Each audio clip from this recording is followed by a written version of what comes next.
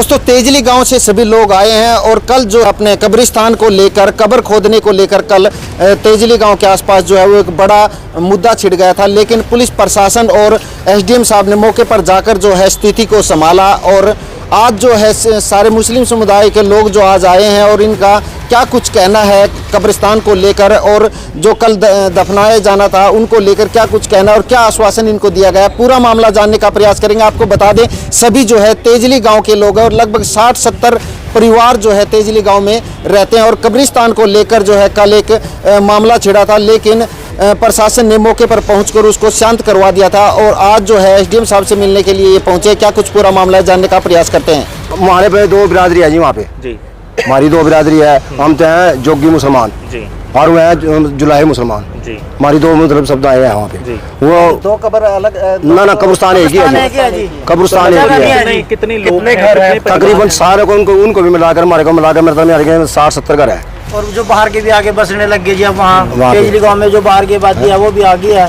तो क्या वो कब्रिस्तान है तो कब्रिस्तान ही रहे और कब्रिस्तान के एरिया वो जगह होनी चाहिए।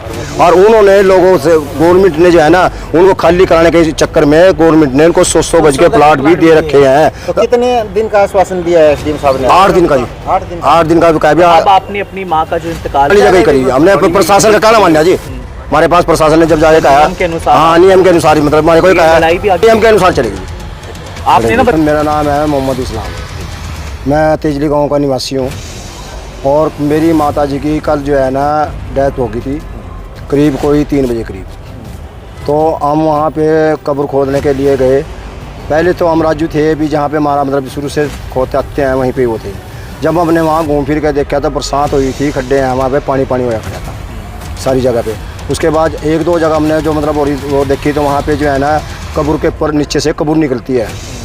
3-4 जगह मतलब हमने देखा कब्र के नीचे से कब्र निकलती है। अच्छा। 2-3 मतलब यानी कि कब्र निकलती है। हाँ कब्र निकलती है। तो उसके बाद हमने जगह सारी फिर के देखी तो हम उधर से फिर छोड़ के हमने कहा भी चलो इधर साफ जगह पड़ी, इस साइड चलते हैं। तो उस साइड जो हम गए तो है वो भी कब्रिस्तान ही की ज़मीन, वक़्फ़ बोर्ड ही की ज़मीन है वो कब्रिस्तान की। तो उस साइड हम गए तो वहाँ जाकर हमने कब्र खोदनी शुरू कर दी। तो कब्र खोदनी शुरू जैसे करी हमने, वहाँ से 10-5 लेडीज़ और 10-5 आदमी वहाँ पे उड्डा सेक्टर के आए। उन्होंने आगे हमारे से कहा भी आप यहाँ कब्र क्यों खोद रहे? हमने कहा जी हम अपनी ज़मीन में खोद रहे, कब्रिस्तान की ज़मीन है ये। बोले कहना कि ये कब्रिस्तान की ज़मीन नहीं है, ये उड्डा की ज़मीन है। मैं कहा जी मैंने नपवाई है 2 दफ़ा, खुद मैंने 2 दफ़ा उसकी नपदी करवाई है जी मैंने। तो मैंने उनको पूरा आश्वासन दिया तो उन्होंने मतलब हमारी बातों को नहीं माना। उन्होंने मतलब यानी कि प्रशासन को बुला लिया। प्रशासन बोल वहाँ पे पहुँच गया, अर्जुन नगर चौकी पहुँच गई, 17 सेक्टर उड्डा से पहुँच गए और वहाँ से मतलब 1-2 और अफसर पहुँच गए।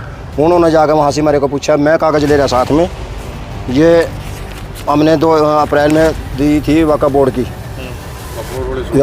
डीसी साहब को दिया था हमने ये एप्लीकेशन।